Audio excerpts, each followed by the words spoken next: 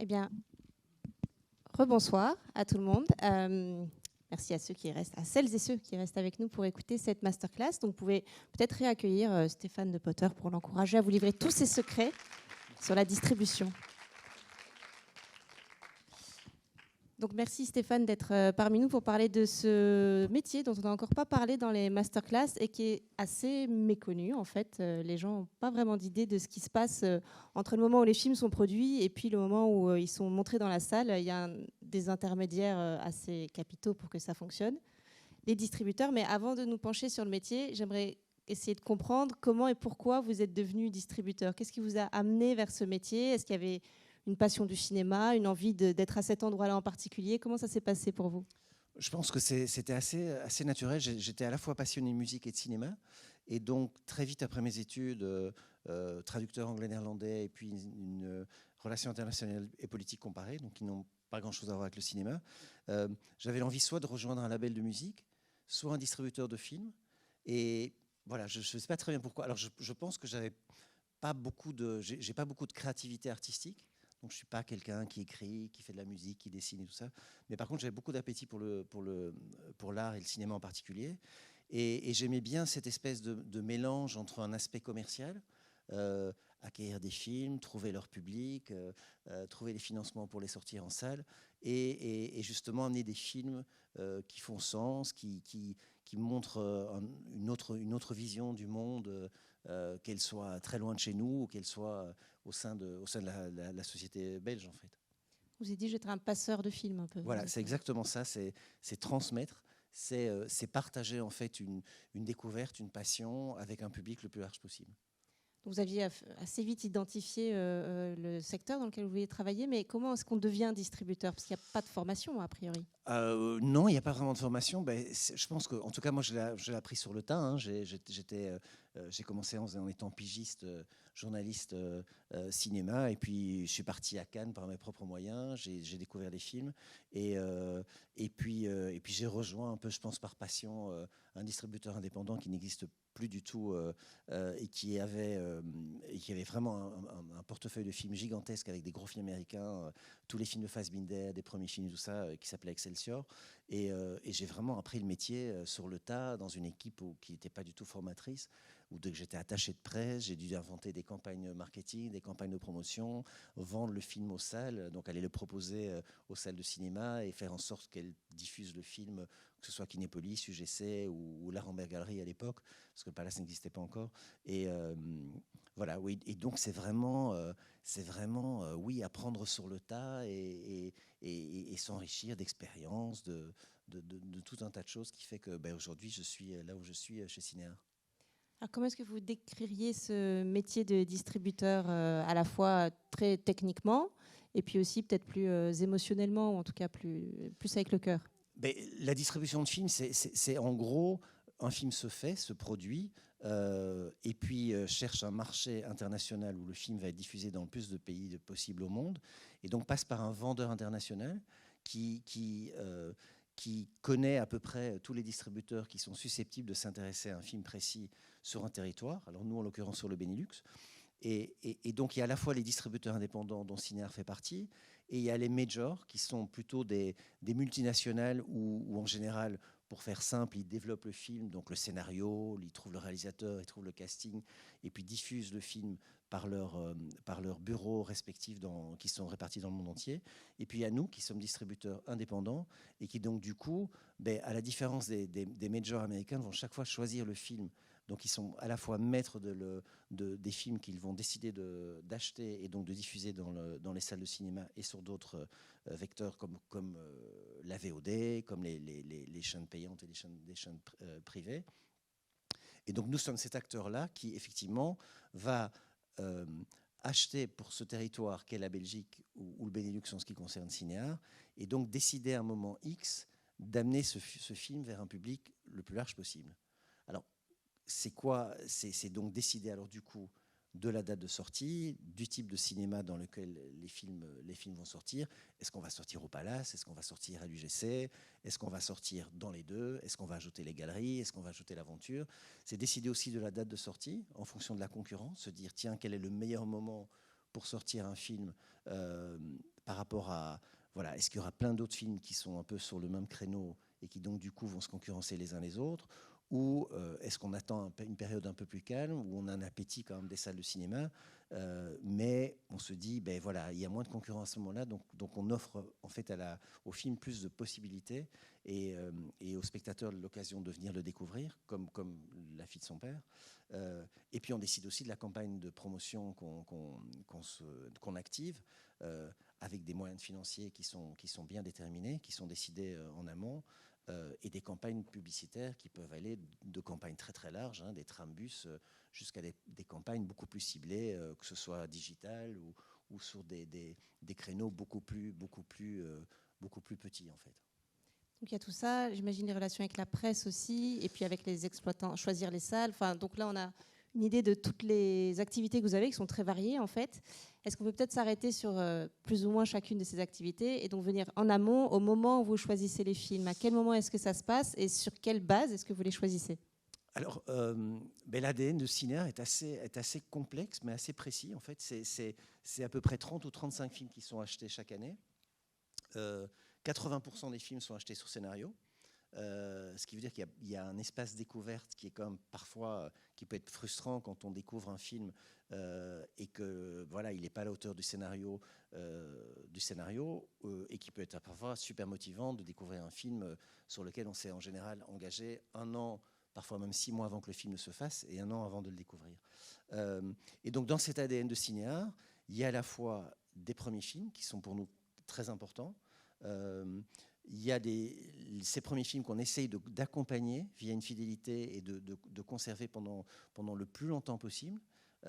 Et ce qui nous permet de suivre la trajectoire d'auteurs comme Ken Loach, comme les frères Dardenne, et d'en découvrir aussi des nouveaux, les nouvelles générations, comme Kauter Benania, comme Céline Sciamma. Donc il y a vraiment cette envie de découvrir des jeunes cinéastes, tant des réalisatrices que des réalisateurs, de les accompagner. Et puis il y a les films qu'on découvre en festival, qu'on découvre finis, parce qu'ils n'ont pas encore trouvé de distributeur au moment où ils sont produits, au moment où le scénario est envoyé, et qui sont alors des vrais coups de cœur qui sont basés sur une découverte une fois le film fini. Dans le cas de La fille de son père, vous expliquiez juste avant la séance, vous pouvez peut-être revenir sur comment et pourquoi vous accompagnez ce film-là en particulier? Alors c'est un film qu'on a découvert un peu grâce au Festival de Namur, où il avait été primé comme premier film. Donc le film précédent, du coup, Perdrix, Oui, le premier film oui, Perdrix, le premier film de Erwan Leduc. Et c'est vrai que c'était un moment particulier, comme je disais en début de séance, qui était le Covid. Et nous, en tant que cinéaste, on n'avait pas envie de laisser tomber le cinéma, même si l'avenir du cinéma à ce moment-là était un vrai point d'interrogation et où les salles étaient évidemment fermées. Et donc on s'était dit non, il faut qu'on continue à parler cinéma, à la fois par rapport à la presse, par rapport aux équipes de cinéaste aussi. Il fallait qu'on continue à leur trouver du travail pour les payer au moins en partie. Et on n'avait pas envie que dans la presse le cinéma disparaisse. Et donc du coup on avait décidé d'acheter le film Perdrix, qu'on avait alors diffusé uniquement dans les médias qui étaient disponibles, à savoir la VOD et puis les Pay TV et les Free TV. Et en fait on a au moment où le deuxième film est arrivé, La fille de son père, là on a eu le scénario qui nous a été proposé bien avant que le film ne soit à la Semaine de la Critique, et on s'est dit ben voilà, on a découvert Erwan Leduc avec Perdrix, donc on a envie de continuer de le soutenir et de le suivre sur ce film-ci, qui donc du coup effectivement fait la semaine de la clôture, qui a plutôt fait la semaine de la critique, la clôture de la semaine de la critique, et qu'on a proposé aussi à Namur, puisqu'ils avaient découvert Perdrix, son film précédent. Quand nous ont approché pour proposer pour présenter celui-ci, on a dit oui, effectivement, ça a du sens qu'il soit aussi proposé à Namur. J'imagine que quand vous vous engagez sur des premiers films comme celui-ci, où je pense aussi par exemple à Il pleut dans la maison de Paloma Sermondaï, puisque la précédente masterclass parlait de ce film-là, c'est aussi un investissement sur l'avenir, où vous dites cet auteur, cette autrice, on a envie de la suivre. Peut-être que ce film-là est un film plus fragile, mais on a envie d'être là. Oui, exactement. Et effectivement, dans l'ADN, il y a aussi tout le cinéma belge, et en particulier le cinéma belge francophone, mais pas que, puisqu'on suit Finn Trock, cinéaste flamande depuis la nuit des temps. Et donc, effectivement, Paloma, mais aussi Valentina Morel pour Notengo Sueños Eléctricos, ça fait partie effectivement de ces jeunes cinéastes, en particulier ancrés dans la francophonie belge, qu'on a envie de soutenir et qu'on a envie de porter effectivement le plus loin possible. Oui. Donc là, on a vu comment vous vous positionnez sur les films, comment vous les choisissez, parfois des découvertes en festival, mais souvent des relations qui s'inscrivent sur un temps plus long. Une fois que le film est terminé et qu'approche une date, enfin justement pas une date de sortie, qu'approche la révélation du film dans un festival souvent, comment est-ce que ça se passe pour vous? Quelle est l'étape suivante pour vous? Alors, c'est à la fois excitant quand on s'engage très très en amont sur des films. C'est vrai que sur les premiers films, on attend souvent qu'il y ait un premier festival qui donne un peu le signal de démarrage et qui sonne un peu le début des festivités.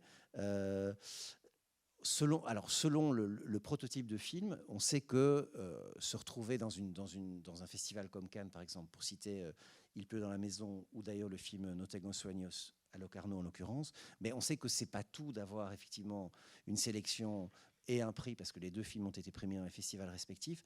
Il faut aussi faire tout un travail d'accompagnement, tout un travail d'éducation, et donc dans ces deux cas-là, ce travail a été de très en amont, se voir avec les équipes et décider de la stratégie de sortie pour préparer petit à petit le public belge à venir à la rencontre de ces deux réalisatrices à travers des projections en festival, en avant-première, en rencontre avec le public. Et dans les deux cas, le passage le temps entre le premier passage en festival, à savoir Cannes 2023 pour Il pleut dans la maison, et sa sortie en salle a pris des mois, parce qu'on estime qu'il est utile pour nous de faire ce travail avec la réalisatrice et avec les producteurs, de petit à petit d'amener le film de festival en Belgique, de sorte que quand il arrive en sortie, il est acquis une notoriété en dehors de son festival cannois. Donc choisir cette date, c'est aussi en fonction du travail que vous allez accomplir pour que la date soit la bonne. Enfin, je veux dire, tout le travail préalable pour qu'au moment de la sortie, le film ait une notoriété, déjà rencontré le public d'une façon ou d'une autre. J'imagine que comme vous travaillez sur le territoire du Benelux, qui est relativement restreint, vous êtes aussi contraint par d'autres territoires pour choisir vos dates ou pour pour choisir des dates différentes de la France. Je pense surtout à la France pour les films comme Ce soir, par exemple. Alors effectivement, la Belgique est très influencée par la France. C'est vrai que, alors il nous arrive de sortir des films belges avant la France. Hein, c'est ce qu'on a fait sur plus d'une fois avec les films des Frères Dardenne. Mais par contre, pour un premier film comme celui-ci, avoir l'exposition d'une sortie en France et la promotion française et la presse française qui se déclenche, c'est effectivement un signe, et c'est effectivement un élément qui est important pour la Belgique, en tout cas la Belgique francophone. Pays-Bas, pas du tout. Là, c'est un pays qui est peu perméable aux cultures autres, si ce n'est la culture anglo-saxonne, mais dans les deux cas, voilà, la sortie aux Pays-Bas se fera des mois après la sortie belge. Donc en l'occurrence, No Tengo Sueños était sorti 4 mois plus tard, donc il était sorti l'été aux Pays-Bas, et celui-ci sortira l'été aux Pays-Bas aussi. Enfin, pas celui-ci, Il pleut dans la maison. Donc une fois que la date est choisie, quelle est la prochaine étape? Est-ce que c'est trouver les salles, trouver les endroits où le film va être diffusé? Comment ça se passe? Alors j'imagine qu'il y a des choses qui se chevauchent dans le travail, mais... Alors c'est vrai que souvent les exploitants sont dans les festivals, donc en l'occurrence Cannes, donc la plupart des exploitants belges avaient vu le film à Cannes et donc savaient qu'il y avait une petite pépite et qu'il y avait une carte à jouer.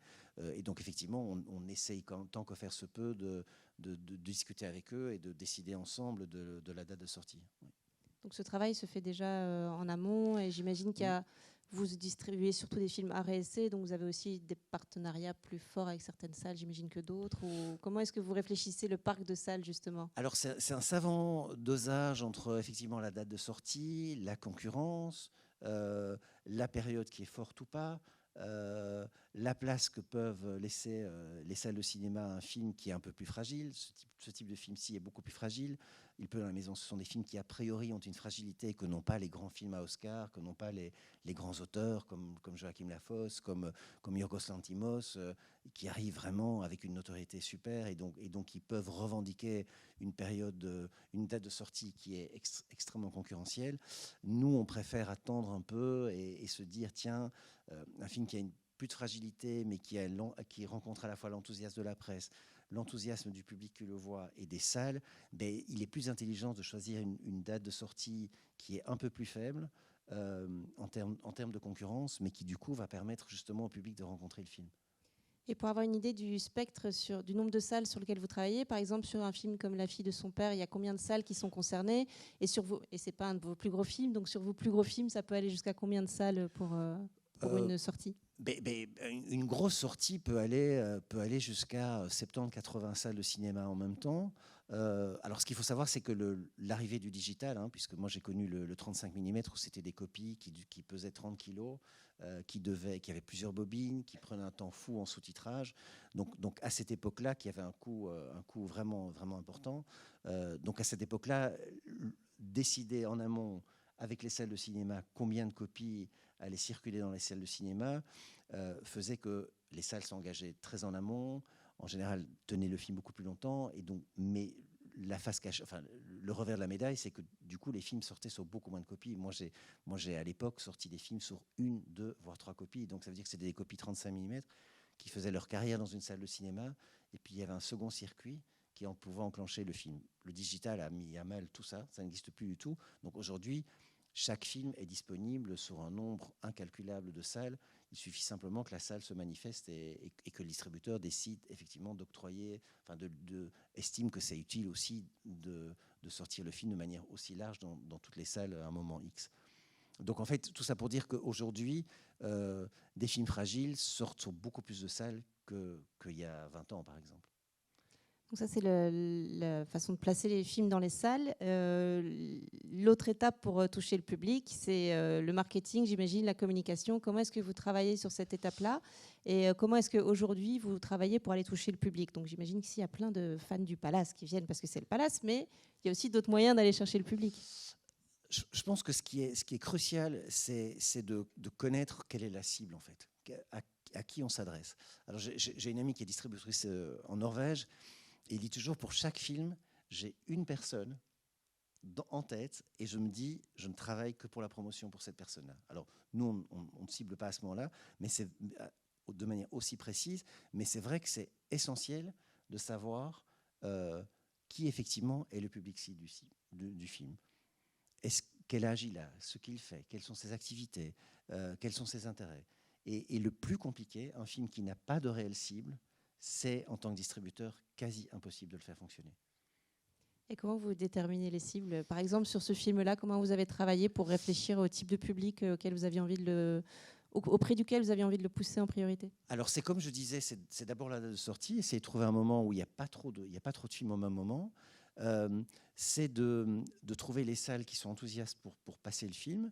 Et c'est après de tabler sur l'aspect poétique, l'aspect singularité du cinéma français, privilégier les salles cinévilles, qui effectivement où il y a une vraie curiosité par rapport à la salle, par rapport à la carte cinéville, où donc les gens sont un peu plus audacieux que s'ils achetaient leur ticket de cinéma comme ça du jour au lendemain. Donc je pense qu'il y a vraiment ce travail-là de trouver le bon moment, le bon public et le bon type de promotion marketing. Ouais.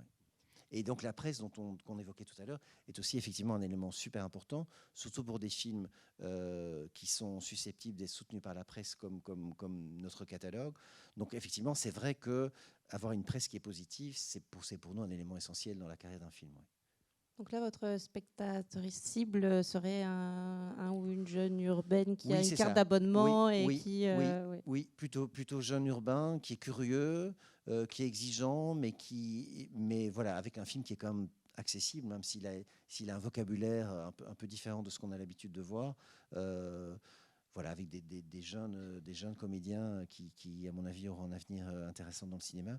Donc c'est vraiment l'aspect curiosité, Mais du coup, ça veut dire aussi que le nombre de spectateurs envisagés est néanmoins relativement faible. Donc on ne peut pas se dire que tout à coup, un public va aller en masse voir La fille de son père.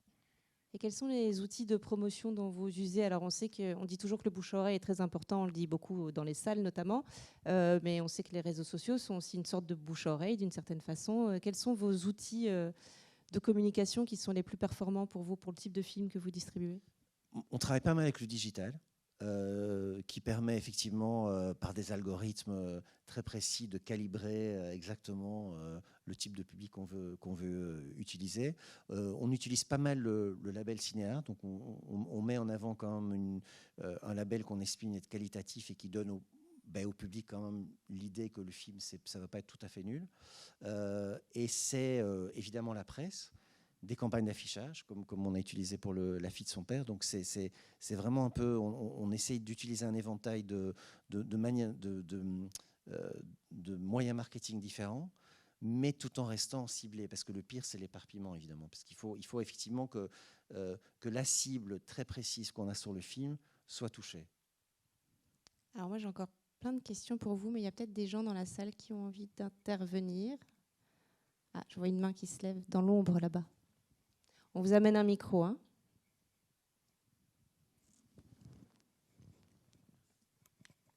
Oui, quand vous dites que vous achetez des films, vous achetez les droits de distribution dans le Benelux. Et est-ce que vos rémunérations sont proportionnelles aux entrées ou bien c'est quelque chose de fixe? Ça, c'est ma première question. Ma deuxième question, c'est c'est quand même un marché assez fragmenté quand on parle des Pays-Bas et la Belgique. Enfin, c'est très différent. Alors, je ne sais pas comment on peut gérer ces deux cultures différentes au niveau d'un distributeur. Et ma troisième question, j'imagine que vous faites aussi des avant-projections des films que vous distribuez pour que les critiques puissent les voir en salle et où ça se passe en pratique, quoi. Question. Oui, effectivement. Donc, alors, dans les festivals, en particulier Cannes, Venise et Berlin, la presse nationale voit les films. Donc, on a un retour très très vite et très rapide à ce moment-là. Puis, effectivement, il y a un travail de presse qui se fait une fois que le film est proche de sa sortie, que ce soit via un festival, parce qu'on a des invités nationaux du coup. Donc, on fait venir des gens à Namur, on fait venir des gens à Bruxelles, on fait venir des gens au stand. Et donc, du coup, la presse peut rencontrer le réalisateur, les comédiens. Et, enfin, la presse nationale sort au moment de la sortie. Voilà. Donc ça, c'est au niveau presse. Deuxième question, deux cultures, je dirais même trois cultures, parce qu'effectivement, il y a la Belgique francophone, la Belgique flamande et les Pays-Bas. Et les Flamands et les Hollandais, donc les Néerlandais, n'ont pas forcément non plus le même appétit pour les mêmes films. Donc c'est extrêmement compliqué, mais c'est à la fois très intéressant d'avoir ces trois cultures et d'essayer de trouver des films qui pourraient marcher dans les trois régions. Alors ça arrive rarement, mais ça arrive. Et dans le portefeuille de films qu'on achète chaque année, il y a effectivement des films qu'on achète plutôt pour les Pays-Bas, des films qu'on achète plutôt pour la Flandre, des films qu'on achète plutôt pour le marché francophone, et puis tout en caressant l'espoir que les films marchent surtout sur les trois régions. Alors, ça arrive, hein, je vous rassure, un film comme Zone of Interest, mais même La salle des profs, ou The Quiet Girl, petit film irlandais qu'on a sorti l'an dernier, finalement arrive à marcher dans les trois régions. Donc, il ne faut pas forcément que ce soit des gros films blockbusters, mais c'est effectivement compliqué de trouver des films qui puissent plaire à ces trois communautés ou ces trois cultures. Et alors la première question, c'était comment on arrive à financer et puis à répartir les recettes s'il y en a. En fait, en gros, chaque film est proposé un montant qui s'appelle un minimum garanti. Donc c'est l'ayant droit qui garantit un montant pour l'acquisition des droits d'exclusivité, puisqu'en fait on achète ce sont des droits exclusifs, donc il y a un seul distributeur sur tout le Benelux, qui en général détient les droits pour 12-15 ans, et qui sera le seul interlocuteur pour l'exploitation de ces droits sur le territoire. Alors, que ce soit en salle de cinéma, que ce soit en télévote, que ce soit en plateforme, que ce soit en télé payante ou télé gratuite, comme la RTBF ou RTL. Et donc, un prix est un prix minimum garanti. Donc, ça veut dire que quoi qu'il arrive, ce montant est payé et est acquis une fois pour toutes pour l'ayant droit, donc le producteur ou le vendeur de film. Et si les recettes du film qui sont chaque fois générées dépassent ce montant-là, à partir du moment où ce montant est apparemment le distributeur que nous sommes a remboursé ce montant-là plus ses frais de sortie, puisque effectivement toute campagne marketing coûte de l'argent aussi. Une fois que ces 2 postes sont remboursés, tout ce qui s'engrange financièrement au-dessus est encore repartagé avec l'ayant droit au-delà.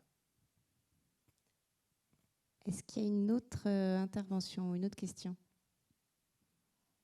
Oui, là-bas au fond encore à nouveau. Le micro arrive. Alors pour être tout à fait complet, on ne paye pas toujours un minimum garantie, en particulier sur les productions belges qui sont très très fortement financées justement déjà par la RTBF, par BTV, par Proximus. Les droits qu'il nous reste à gérer sont parfois réduits à la salle de cinéma seule. Et donc du coup, là, dans ce cas-là, l'ayant droit se rend compte qu'effectivement, comme on avance et qu'on paye nous-mêmes les frais de sortie et de marketing du film, en général, ils ne nous demandent pas au-delà de payer aussi un minimum garantie supplémentaire, puisque justement la fourchette de droits qu'on a est très très limitée. Oui, merci. C'est un complément à la question précédente. Et la place de la salle alors? La salle, elle achète également le film? Non, c'est un contrat de location avec la salle. Donc la salle est vraiment le premier, enfin en tout cas pour un distributeur comme nous, notre catalogue n'est acheté qu'en fonction de la salle. Donc c'est-à-dire que tous les films qu'on achète, on a vocation à les exploiter avant et surtout pour la salle de cinéma. Et donc là, c'est un contrat de location qui se fait entre la salle de cinéma et le distributeur que nous sommes. Et qui s'engage. Et donc chaque semaine, en général, c'est un contrat pour 5, 6, 8 semaines, mais qui varie en fonction de la notoriété et surtout du succès du film. Donc chaque lundi, il y a une programmation qui se fait sur base des chiffres qui sont engrangés du mercredi au dimanche. Et si un film fonctionne, il est prolongé pour une semaine supplémentaire dans la salle de cinéma. S'il fonctionne moins bien, ces séances sont rabotées. S'il ne fonctionne plus, le film s'arrête. Et les recettes que nous payons comme spectateurs restent au niveau de la salle ou bien ça remonte aussi? Elles sont repartagées aussi avec le distributeur. Ouais. Oui, peut-être pour compléter la réponse de Stéphane, nous, salles de cinéma, on ne paye pas de MG, de minimum garantie. On accueille les films et on partage la recette avec le distributeur.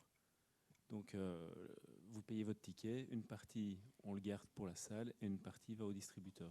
Mais nous, salle, on n'achète pas les films. Oui, c'est un contrat de location auprès du distributeur. Donc, effectivement, chaque semaine, il y a un partage de recettes entre... Mais qui dépend du nombre d'entrées. C'est un contrat de location? Non, qui ne dépend pas du nombre d'entrées, qui dépend de l'accord qu'on signe, enfin, en tout cas, virtuellement avec l'exploitant. Je dirais que le distributeur est la société qui prend le plus de risques sur le film. Nous, on en prend moins. On a d'autres risques. Des fois, on nous ferme. Des fois, mais sur l'achat du film, c'est le distributeur qui prend les gros risques. Est-ce qu'il y a une autre... Ah oui, je vois une main ici qui se lève aussi.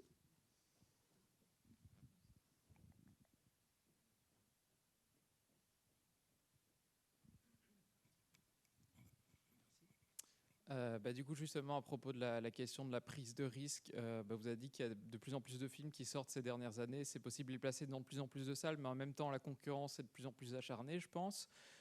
Donc, est-ce que la distribution, c'est devenu quelque chose de plus risqué, du coup, que vous allez réfléchir à 2 fois avant de proposer des films fragiles, comme vous dites? Et d'autre part, est-ce que le pass Cinéville est au contraire une bouffée d'oxygène qui permet d'assurer plus de chances à ce type de film-là? Alors, par rapport au Cinéville, moi je suis un grand partisan. C'est une expérience qui existe déjà depuis plus de 10 ans aux Pays-Bas, où on l'a suivi de près et connu son évolution.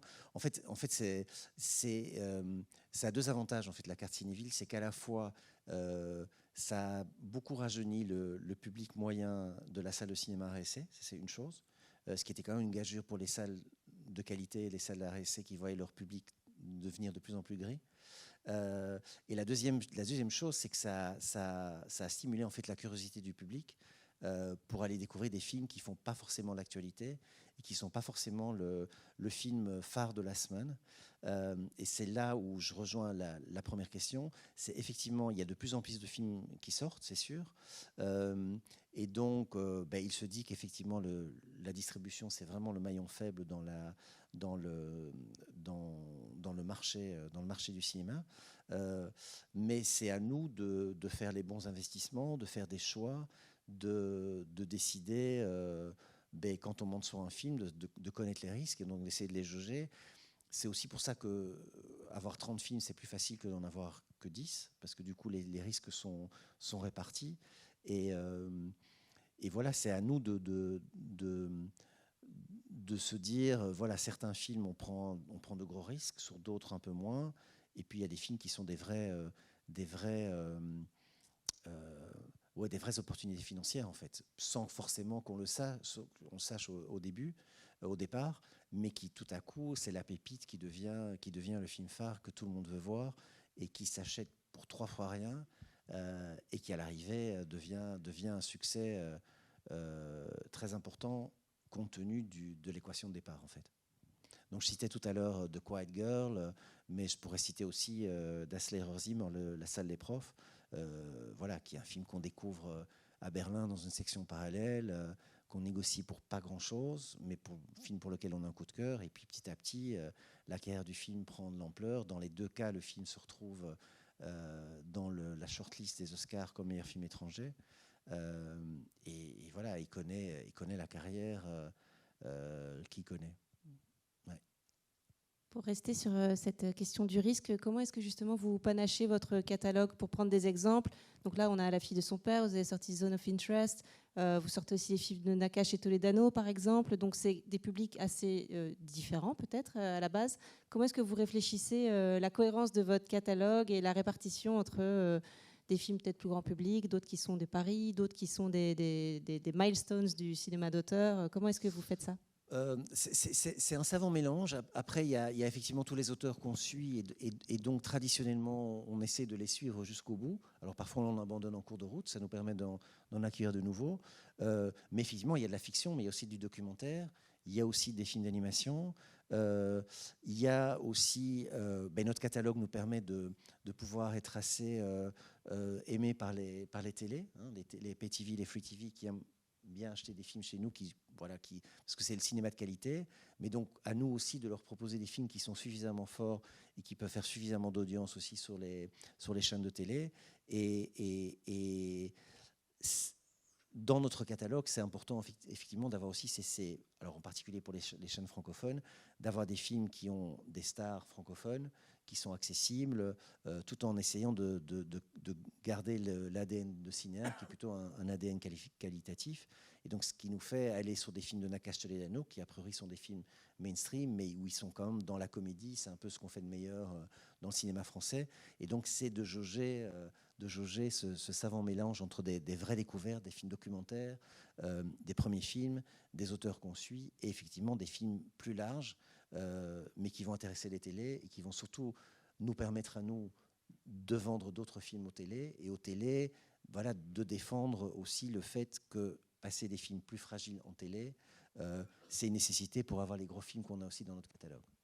Votre raison d'être, c'est l'amour du cinéma et de la salle, mais vous parlez de la télé. Justement, qu'est-ce qui se passe pour vous? Quelle est la suite de votre travail après la sortie du film dans la salle? Il y a des choses qui se passent encore après, ne serait-ce que pour les remontées de droits ou les projections, peut-être les one-shots. Enfin, voilà. Comment est-ce que vous accompagnez le film une fois que l'explosion de la sortie est terminée? Alors, ce qui est très compliqué, c'est que si un film ne marche pas dans les salles de cinéma, à moins d'avoir des films très télé avec des grosses stars, ce qu'on n'a sincèrement pas très très souvent chez Cinéa, la vie du film s'arrête quasi là en fait, parce que les plateformes de TVOD en Belgique ne fonctionnent plus du tout.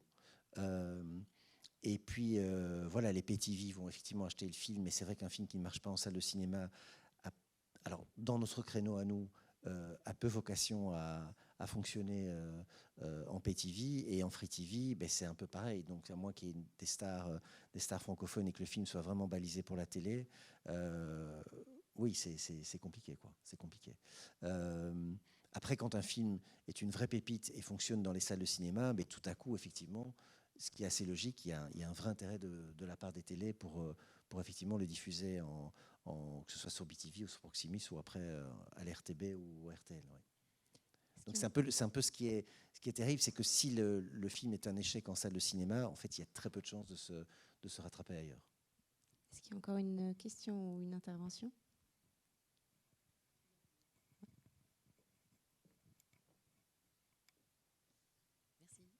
Oui, je voulais savoir quelles sont les relations avec les autres distributeurs belges.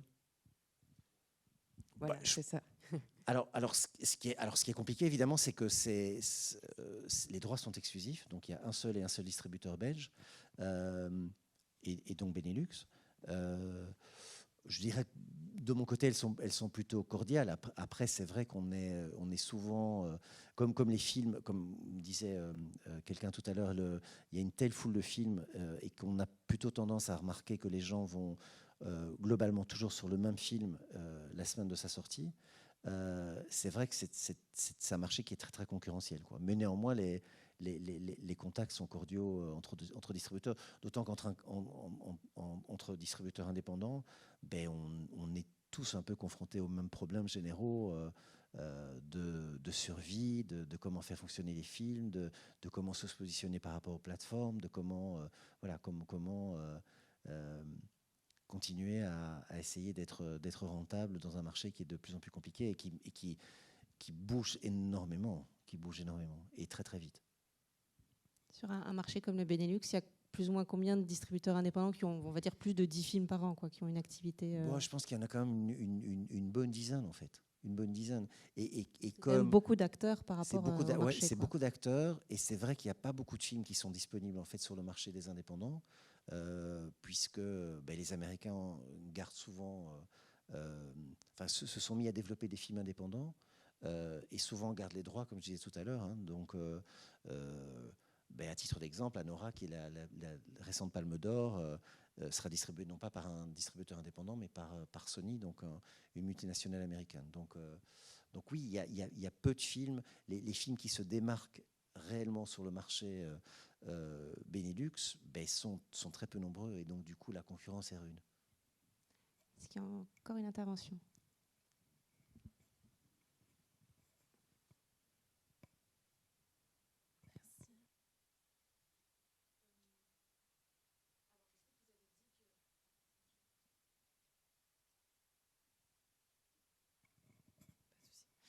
Vous avez dit que normalement, vous remarquez des films de jeunes cinéastes qui sont primés en festival ou des choses comme ça, mais est-ce que, imaginons, moi, je fais un film de mon côté, un produit fini, et est-ce que c'est possible de démarcher des distributeurs ou c'est vraiment impossible dans le marché actuel des choses, ou je sais, ou c'est complètement irréaliste de poser cette question? Disons que c'est assez compliqué parce qu'il y a je n'ai pas le mot, mais il y a un tri qui se fait en fait à chaque. Nous sommes un maillon qui est assez loin dans la chaîne d'exploitation et de fabrication d'un film, puisqu'il y a d'abord effectivement l'auteur, l'autrice qui soit écrit un scénario, soit réalise, qui passe d'office par un producteur ou une productrice, qui du coup va chercher un vendeur qui connaît le marché international. Donc ça veut dire qu'à cette étape-là, il y a déjà des tris qui se sont faits, alors à tort ou à raison d'ailleurs, mais nous on arrive assez tard dans la chaîne de cinéma. Si un film arrive tout de suite chez nous, on va se poser un peu la question de son parcours, de se dire mais tiens, comment ce film s'est fabriqué, quels sont les différents passages. Il y a la commission du film par exemple en Belgique. Donc je ne dis pas que c'est impossible, mais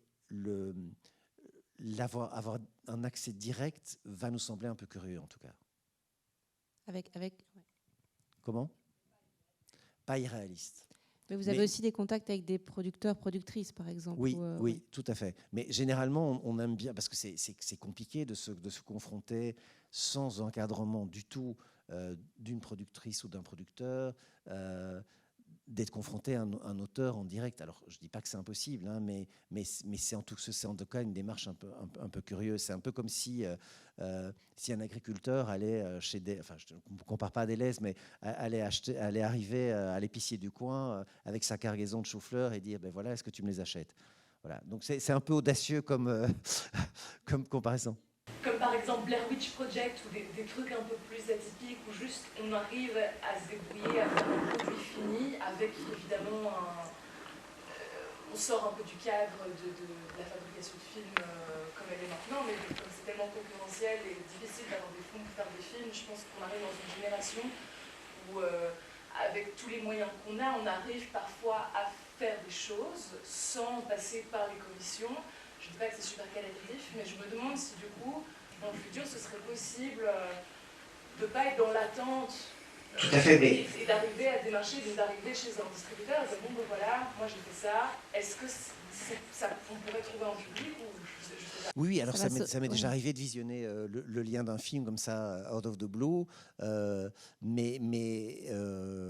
oui, ça peut arriver, mais je conseille quand même. En plus, aujourd'hui, avec la production légère, donc d'ailleurs qui a fait l'objet d'une masterclass avant moi, je pense qu'aujourd'hui, si on est une jeune autrice ou un jeune auteur, je pense qu'il y a quand même moyen, avec tous les producteurs, même la nouvelle génération de producteurs en Belgique, d'avoir quand même au moins ce soutien-là qui sera quand même plus utile que d'arriver tout de suite chez nous en tant que distributeur.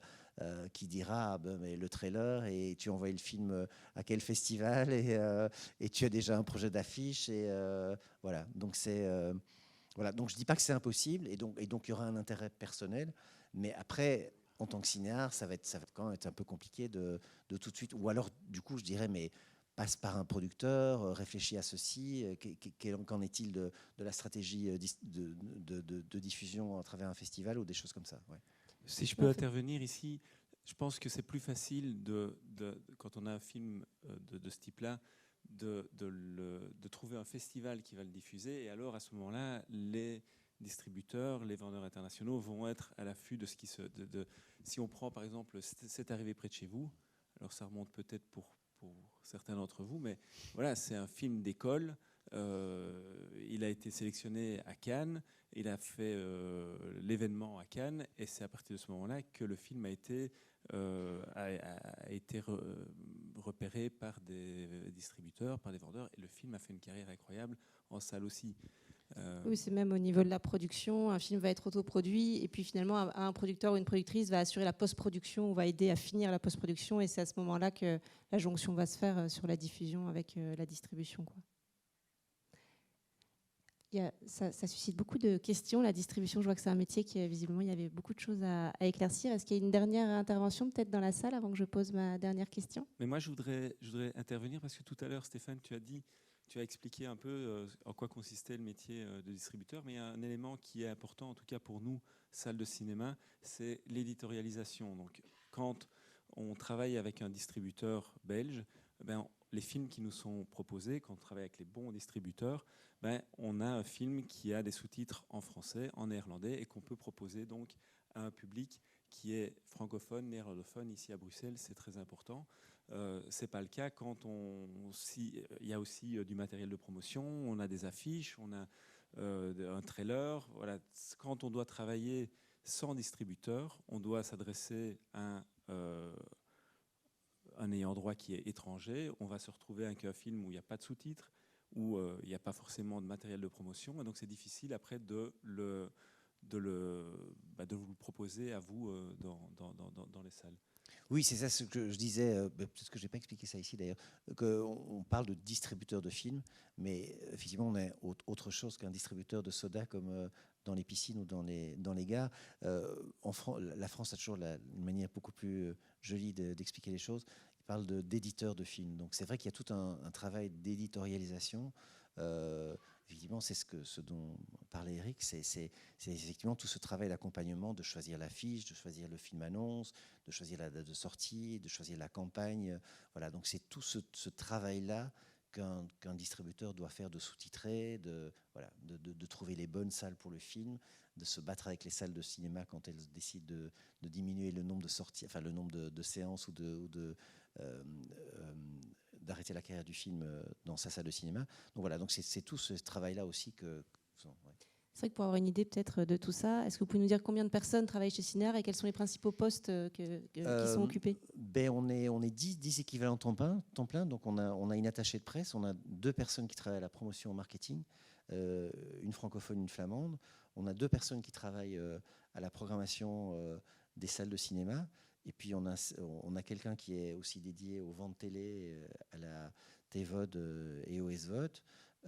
Et on a quelqu'un qui s'occupe du matériel, parce que effectivement il y a beaucoup dans tout ce sous-titrage, tout ce matériel, le développement de tous les supports, quels qu'ils soient, notamment digitaux, ça entraîne des différences de matériel et de la fabrication de matériel, en veux-tu en voilà, avec des campagnes digitales sur Insta qui sont tous fabriqués chez Cinéar. Donc ça demande effectivement pas mal de temps et de collègues. D'ailleurs, tout le travail de cinéma, de Cinéar plutôt, c'est vraiment un travail, c'est une famille, c'est vraiment un travail où tous ensemble. D'ailleurs, tout le monde participe. Enfin, tout le monde qui travaille dans les sorties salles de cinéma participe aux acquisitions et donc lisent les scénarios, voient les films. Et c'est vraiment un travail d'équipe de passionnés qui décident ensemble d'aller sur un film. Alors après, à un moment, il faut que quelqu'un décide et tranche dans l'art, mais c'est vrai que voilà, c'est avant tout un vrai travail d'équipe, quoi. Et on voit bien que même au sein même de la distribution, c'est beaucoup de métiers différents et de compétences différentes pour arriver. Oui, et on apprend tout le temps en fait. Et on est toujours confronté à des nouveaux